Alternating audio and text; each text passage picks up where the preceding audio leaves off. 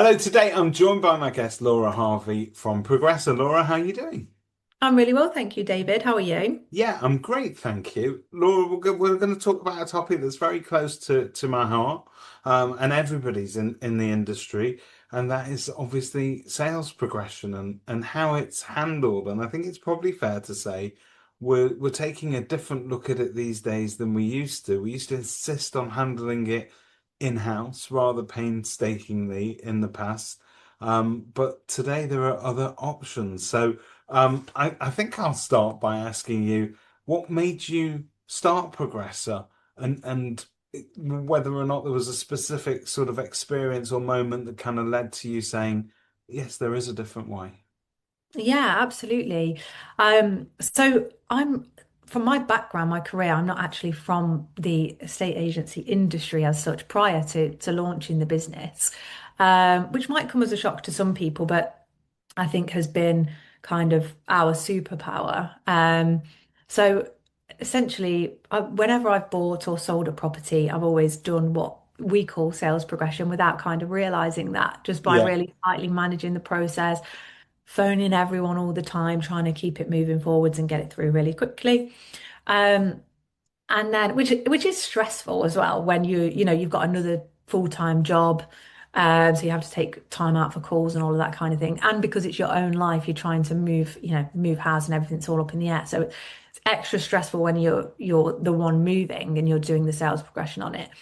Um, and then basically we had broken our chain. We moved into a property that was a rental for the first time, and the landlord agreed to sell us the property, and we loved it.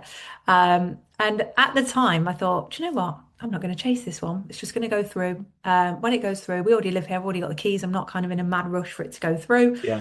So, and I had a really, really busy job as well, so just didn't have time.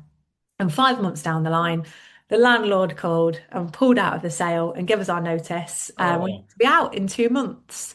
wow. So obviously I was absolutely gutted, tried to do everything to save it, but couldn't be done. And this was in 2022. So I think when we got our mortgage offer in the May, it was at 3%. And then Yeah. by this point in the October, the offers were all around 6%. And we had a month left at this point on our mortgage offer. So we just needed to buy a house, get back on the property ladder, and get this mortgage offer of the 3%. So we found a property that probably wasn't the most ideal, but it had just been done up. It was much smaller than we wanted, and I put an offer in, had it accepted. This was on the 2nd of November, and I said to my estate agent and my solicitor, look, we need to be in by the start of December. Um, and they just said, no, it's impossible. Um, which I don't hear that. I'm just like, okay, well, let's You carry like on. the challenge. Yeah. Yeah. So I went directly to the council. I ordered my searches. They came back in 4 days.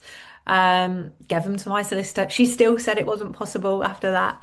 And on the 2nd of December, so a month to the day of viewing it and putting the offer in, we completed.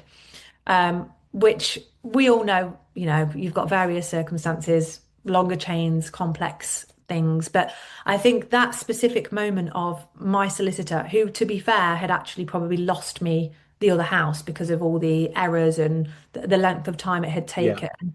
Um, I think that communication of no, it's impossible, rather than just, oh, it might not be achievable, kind of just sat with me because I was like, it is, and people are being told these things all the time by industry professionals, and it's just not good enough. Like it's affecting people's lives. So fast forward to then I had my daughter, and was on maternity leave. That's where it had been an idea that I'd been having for quite a while. And then naturally I'd had a look and saw actually there's other sales progression companies, and that naturally all estate agents are meant to be doing some sort of sales progression, whether that be a Yeah. dedicated in-house progressor or whether the sales negs are meant to be doing it, but they're too busy with viewings and all of that kind of thing. So that's where it was born from, really. Wow. Okay, so that I feel like I've been through the whole journey with you. That is the ups and downs, but and during that time you sort of managed to grow a whole other human inside of you and start a business, which is amazing. But I've got to tell you, that is the experience that is faced by many, many people day in, day out, where Yeah. just simple things that you think in a civilized situation would be possible. So, for argument's sake, forget about trying to complete within a month. Let's say I said to you, Laura, you've got 3 months Hmm. leisurely, but I want to be able to know when we're completing so that I can book time off work. Nobody can actually say that to a buyer at the moment. No. And it's one of those weird things. So dot dot dot dot dot, given everything that you've just said, why do so many property transactions still take 4 to 6 months? And where are the actual pinch points and delays? Because all we're being told is that it's taking longer and longer. And nobody seems to be coming forward to say this is the problem. Yeah, I mean, I think it's a combination of various things. Um, One of the biggest, I would say, workload for a lot of conveyancers, and that's something we're seeing. Obviously, conveyancers are getting busier at the moment, so the conveyancing companies are taking on more and more files, and you sit in a list in a queue of workload. And that ultimately puts weeks and weeks, if not months, onto a transaction. It's not all conveyancers, you do get some that say, look, we can't take on any more files at the minute. I'm at capacity to keep up to their kind of Yeah, timeframes that they want to work towards. But then off the back of that, I think what that can create, there's also like a lack of education and a lack of knowledge amongst your average buyer and seller if they don't do this a lot, which is understandable because if they're not doing it or they have never done it before. sure. Um, so for example, when we speak with a buyer or a seller from the offset, when a file first comes over to us, it's that education piece of even just things like filling out those initial Yeah. property information form and the fixtures and fittings form because what they'll think in their head, well, it's going to take, months to go through. What's the urgency for me to sit and fill this form in tonight? But I think what they don't realize is, well, the quicker you fill that form in, the quicker everything Quicker else will somebody could happen. do something with it. Yeah, Yeah. because they don't understand what part they're playing in the process. So if we explain that to them, that's ultimately going to help to move it forwards. And the same with the buyer as well, in terms of ordering searches, booking a survey, applying for your mortgage, all of that kind of stuff. So then, in your experience, is there a specific point that tends to be the bottleneck where things start to go wrong? Um, I mean, in terms of a bottleneck, um, I mean, the main bottleneck ultimately being, again, the solicitor's workload as a bottleneck as Yeah. such. In terms of things going wrong, naturally, you've got survey issues as a big one. That's typically where we would see, most fall throughs happen, or if there were to be a renegotiation. Um, I think that, for the average person that hasn't read a survey before or doesn't read them regularly, Yeah. they frighten buyers to death. And then Uh, they're not written for members of the public, are they really? Because you think about it, obviously surveyors write these things and they know what they're writing mhm. about. Most estate agents, shockingly, won't have the ability to read it in depth. We're asking members of the public to sort of look at that and make a decision. Yeah, They're not friendly, are they? they're definitely not. I think, and there's so many parts in there that maybe the surveyor hasn't actually been able to see properly. For example, like a roof. But they have to err on the side of caution and cover themselves from a legal Yeah. point of view. But it scares so many buyers because it's such a big purchase that they're making. So that's where it could go wrong. But looking on the bright side, can you give us a perspective on what good sales progression, in your opinion, look like? Yeah, absolutely. So, good sales progression to me is about very hands-on communication. So right from the start, like I've said, a welcome call. If this is going to be a new person dealing with it, as in a sales progressor. If not, it would just continue to be that communication all the way through. But establishing the facts early on in terms of, like I said, have they filled out that paperwork? Have they applied for their mortgage? Are they having a survey? All those types of things. What timelines are they looking at as well? Because what we don't want to happen is that we're 2 months down the line, and all of a sudden we found out that the vendor needs 4 weeks between exchange and completion. So Yeah. we want to know all these things as early as we can. Um, from there, it's holding each individual person accountable to their part in the story, really. So, has the buyer's solicitor ordered searches? When are they due back? Have they raised inquiries? Okay. Has the seller's solicitor responded to those inquiries? Have they been reviewed? But not just managing that process from a legal point of view, making sure to frequently communicate with the buyer and the seller to keep them updated, so that they understand what's going on at all times, and to make sure that they actually understand what that means. Because again, a lot of the time, the way that the solicitor will explain it is very much from a legal point of view, which can be a little bit confusing. And keeping in touch with obviously the full chain as well, and finding out where each property in the chain is up to with the legals, trying to marry up a provisional date to get everyone on the same page, and then just really pushing it through to exchange, and keeping the communication there throughout to make sure, that the buyers and the sellers know what's happening, because it's it's a stressful time, isn't it?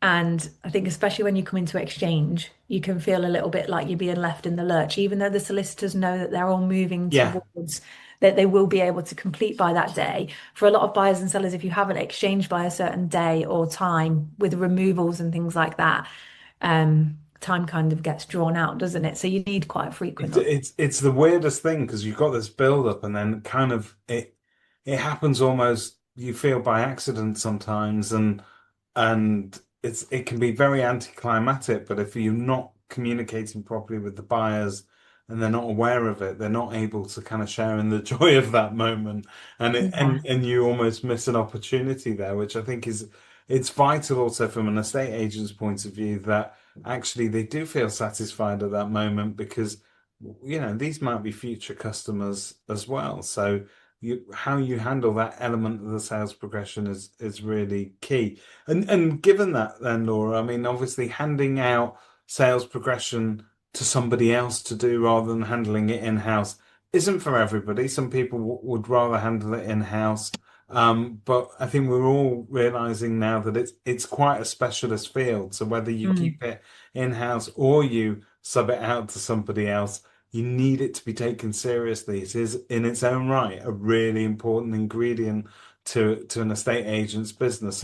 So given that, what makes Progressa then different to other outsourced sales progression services or in-house teams? I think ultimately, just touching on what you were saying there as well, it comes down to being being happy with whatever solution that you've got in place. And we'll touch on kind of what sets us aside, whether it be someone that's in-house or someone that's outsourced. It needs to be someone that you trust, with their processes and the way that they do things. Um, and I think when we spoke about what makes a good sales progressor, I think across the board as an industry, when we talk about sales progression, um, the bar is quite low. So I think people think that sales progression is Yeah. popping some emails across, to solicitors to find out where a file is at. But so often when we chase chains and we speak to other estate agents, the information that they have available to them or what they know about the transaction can be quite surprising. And it just seems across the industry that it isn't taken as seriously as maybe as it should be. Which we also get involved in when, if we can see a property at the bottom of the chain that this estate agent needs to get more involved to make something happen so it's not going to collapse it, we get involved there. But in answer to your question, I think what sets us aside is the level of time and care that we put into every transaction. Um, the same way that of the way that it started, that it was for me personally, for my own purchase, is the same level of attention and care that we put into every file that we deal with, because it really is the difference between something falling through or not. And it can't just be the behind the scenes chasing of the solicitors, because another one of the areas that would cause a fall through is when buyers and sellers have kind of lost faith in the process and Yeah. get too overwhelmed or stressed and walk away. Whereas if they know that you're on it and you continuously communicate that and raise any potential red flags early and then let them know when it's been resolved, they have a lot more trust in the process. So I think that that's what kind of sets us aside is the level of time and input we have, finding creative solutions when things do arise rather than just accepting what's being presented to us. Yeah. And the in terms of timelines as well. So um, we can all talk about industry averages in terms of the time between exchange. But your average is pretty good, isn't it? Well, we're averaging about 10 weeks to exchange at the I moment, take which that. is Yeah, that's pretty brilliant. good. But I think as well, when we get people, when we speak to people, people are a little bit blinded by the industry. So they'll say, oh, it's good, it'll probably take about 4 months, won't it, or 5 months. So it's kind of almost questioning that because people have just come to accept it, and then some people aren't even trying to Complacency. move Yeah. any Yeah. quicker. So then it's about us always aiming for as high a standards as we can, basically. It's funny because when you look at the job sort of A to Z, all the way from listing a property to somebody collecting the keys and actually moving in, I think, when we're training agents, I think we have changed our way of looking at it. It is better to be broken up into different bits. And there is a Mm. reason why when it gets to sales progression, people kind of just give up and hope for it to go through on its own. Yeah. And the reason is you get a dopamine hit at the beginning when you're listing a property. So my job is to get that property on the market. Done. I get that little hit.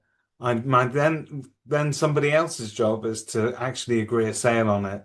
Done. They then get that hit.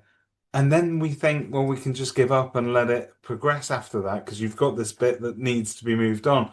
That needs to be perceived as a goal in itself as well. Yeah. Because and I think you're right to sort of look at it that way. But that average that you've spoken about, that 10 weeks average is brilliant. I would have taken that back in the bad old days when things were moving quicker. But that's a very good timeline. And I think you're right. I think people have. We've managed our own expectations. We've got complacent. We've told people that it's absolutely acceptable to be told by your solicitor it's going to be 5 months, 6 months, whatever it may be.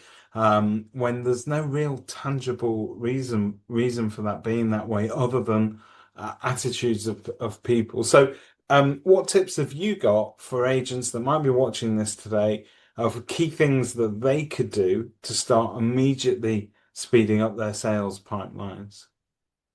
One would be a couple of them would be things you can do in preparation for the sale. So one being prep your sellers to get ready in terms of filling out their initial paperwork, even before you've had an offer agreed. Um, because then that means as soon as an offer comes along, they've filled that paperwork out. Draft contracts can be issued from day one, and be ready to go, straight away. Just cuts a week or even 2 weeks off of the process for having been prepared.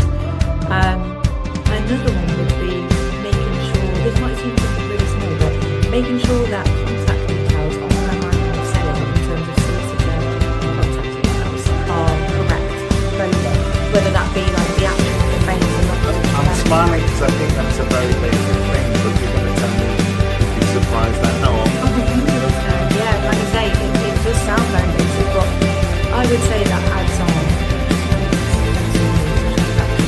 to see where, oh, it's somewhere else.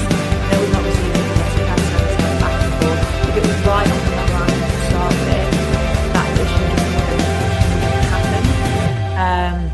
So that's a really quick win, really quick and then from there, just making sure keep them up to date, not assuming that certain things are not going to happen. So, for example, I know the survey can be a bit of a questionable topic as to Yeah, people don't want to push a buyer to have a survey because then they fear that it might cause it to fall through. yeah. But I think most people know if they want a survey or not. So I think that there should be a conversation at the start around will you Are be you, having or a aren't you? survey? Yeah, Yeah, yeah, because you will get the odd one that will have one, but they're not being proactive about booking it. And right at the 11th hour, they're going to book it and it's going to, cause a huge delay. So I think that that's always a good question. Along with once the survey report has come back in, not just assuming that everything's okay just because you haven't heard from them. I think a conversation to cover off, are you happy? Are there any concerns is always really helpful. And ultimately, if they're not okay and if they have gone quiet and potentially are withdrawing, it's better to know about it sooner rather than later, so that hopefully you know, you can resolve it. And if it can't be, at the very worst, that you can remarket the property quicker than just So, leaving it. so talking of surveys, and I think this is interesting. And we spoke, where the bottlenecks, where does it normally fall down? Survey is a good opportunity for that.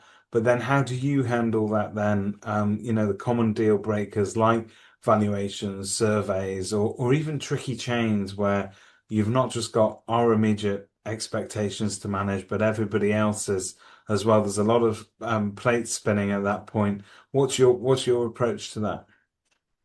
In terms of, I know you've just mentioned a few different bits there. So surveys, this is something as well when you were talking about where are we different than other sales progression companies. One of the things that I was meant to mention then was that we get heavily involved in that process. So if a survey comes back with, some issues, buyers are worried, if they want to renegotiate or if they're trying to withdraw, we do a lot of work with the buyer and the seller to keep that on track. Firstly, at the agreed price. And if that can't be done, then to protect, to keep it as high as possible, essentially, and minimize any reduction in the sale price. Um, the way that we do that is really based on the relationships that we've already built from the start. So obviously we've had those welcome calls, we've built a really good relationship, and we can have more open conversations with the buyer and the seller. So firstly, I would say with the buyer, it's about finding out what the specific concerns that they've got are. Yes, they might have had a 100-page survey come through, but there's going to be certain things that are actually causing them to feel a certain way. So what specifically are those things? We get them to send the survey through to us so that we can have a read of it, and we're Yeah. not reading it in an emotional way. We can break it down and look at actually what does this mean. Speak with the sellers, get their input on it, because quite often they can shed some really helpful points from having lived in the property and owned the property for some time. Sometimes they've, had some work done previously or some investigations where they can provide evidence of what's being said actually isn't true. Yeah. Um, and then if needed, we can, advise that actually before we start looking at what the surveyor has said in terms of ballpark figures and things like that, let's actually get some specialists out. So shall we get a roofer to come and have a look at the roof and check that it's okay and that it actually needs £30,000 worth of repairs? Yes. Um, and we would encourage a buyer to look at that and then go from there, essentially. So, that's great because you're doing everything that I would recommend that you do. You're negotiating as well from a point of strength where you've got a copy of that report, so it's not conjecture. It's not just somebody's emotional opinion of what Yeah. somebody else has written. You're actually kind of working from that hard base, if you like. But for agents that are considering outsourcing and sort of changing the way that they do things. How does Progressa actually work day to day, and what's the way that we would work with one another? So we offer predominantly a white label service. So for estate agents that are using us for sales progression, to the buyer and the seller and anyone that's coming into contact with that sales progressor, is just an extension of their brand. So it all very much appears in-house, like I say, both for people externally, but also for the estate agent client. Um, we get to know the company and the estate agent and how they like to do things, how they like to communicate with customers, and make sure that the sales progressor is operating in that way. So it's very much an in-house feel. It's more just with the added benefit of not needing to recruit, train, all of those kinds of things, even provide equipment, pay. pensions, national insurance. No time Um, off, all of yes. that. Yeah. So, and obviously it's ongoing. So I think when estate agents have an internal sales progressor, that can be a little bit of an isolating role because you might be working in a team of, of an office full of people that do a completely different role to you. So you've got your sales negotiators and your valuers, but there might be one sales progressor. So there's no one to kind of learn from quite often or aspire to or bounce ideas around with. Obviously, with us, we're a team of sales progressors and we're always sharing best practices and different examples and things like that. So having us as a specialized team can really help. And ultimately, if someone was to leave, we can again provide a replacement, but also holiday and sickness cover as well. Because again, if a sales progressor goes on holiday, it can be a little bit like everything gets left until they come back. But as part of, the offering, we would provide cover as well to make sure that everything still keeps moving, and everything's still pushed and no momentum is lost, if the sales Fantastic. progress was to be off.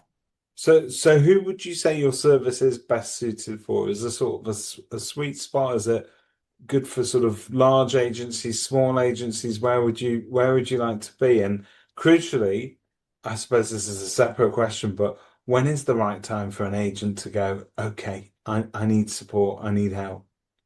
Yeah, okay.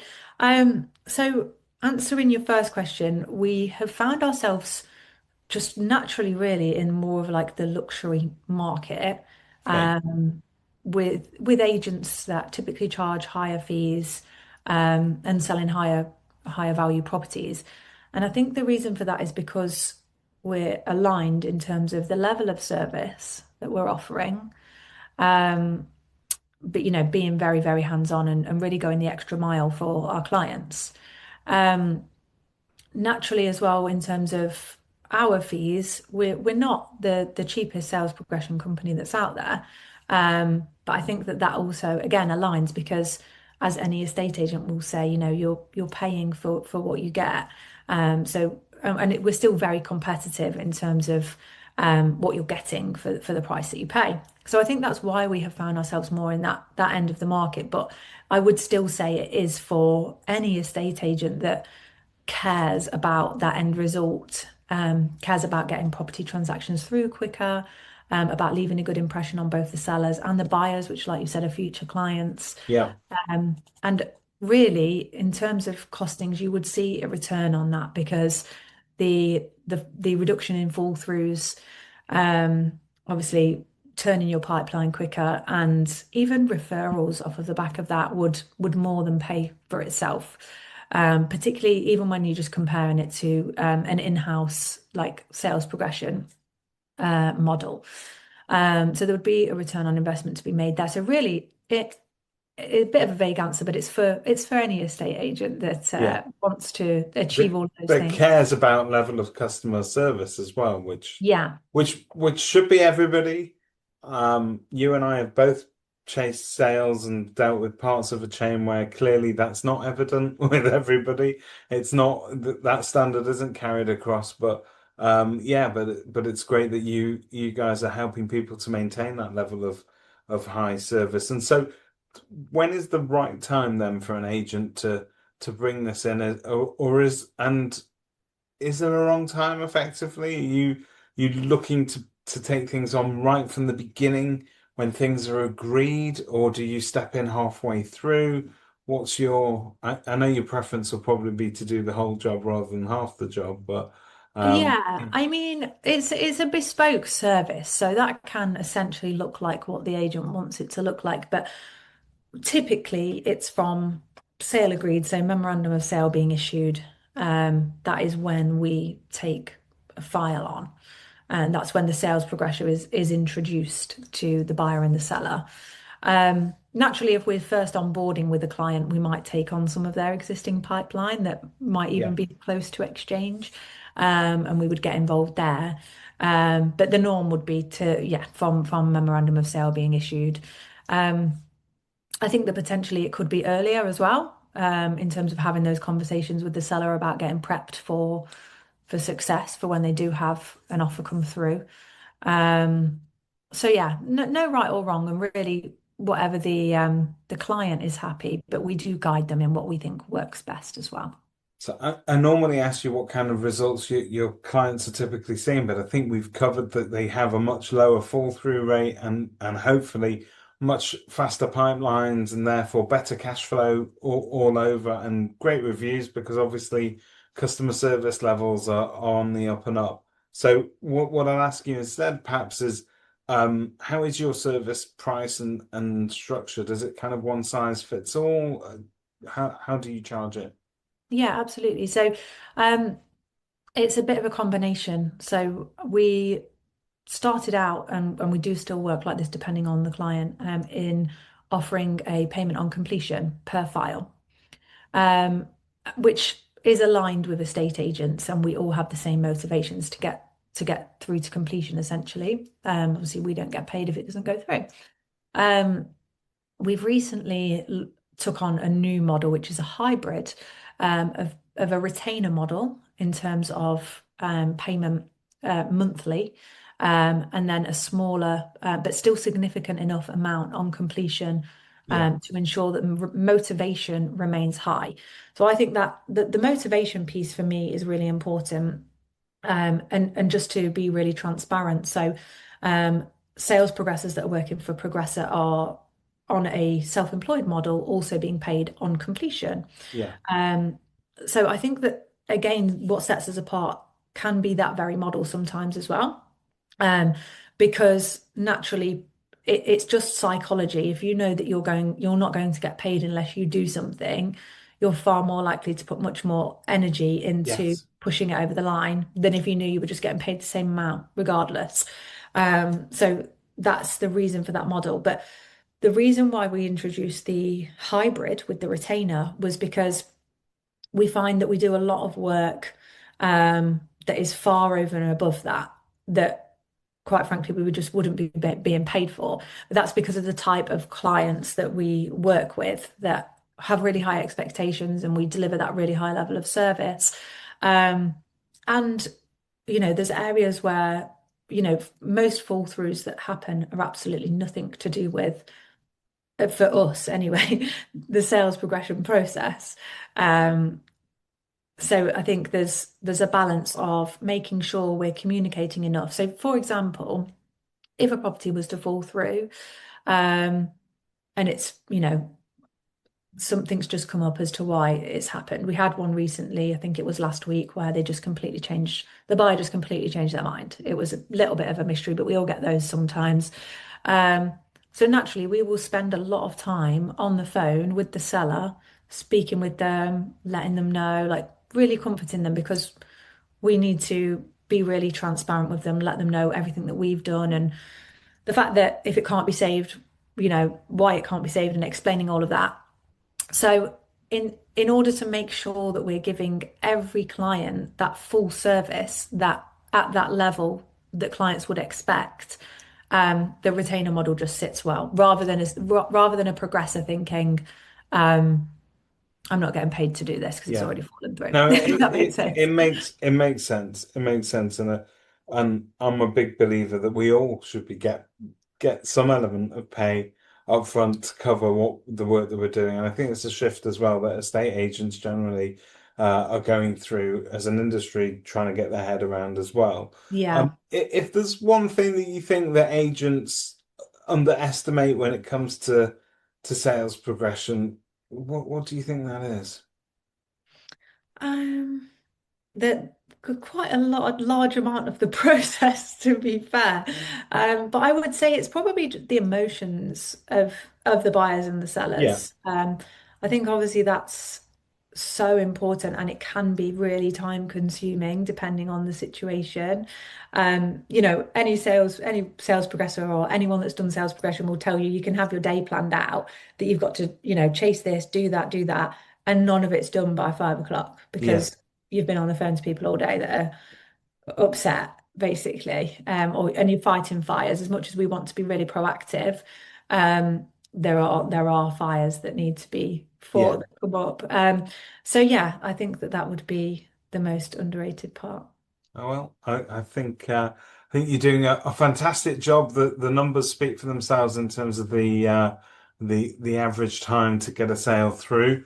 For anybody that's interested in taking this further, we will provide some links so that you can book a call with Laura and her team. But thank you very much for taking this time to explain Progressa to us. Thank you. Thank you, David. It's been lovely chatting with you.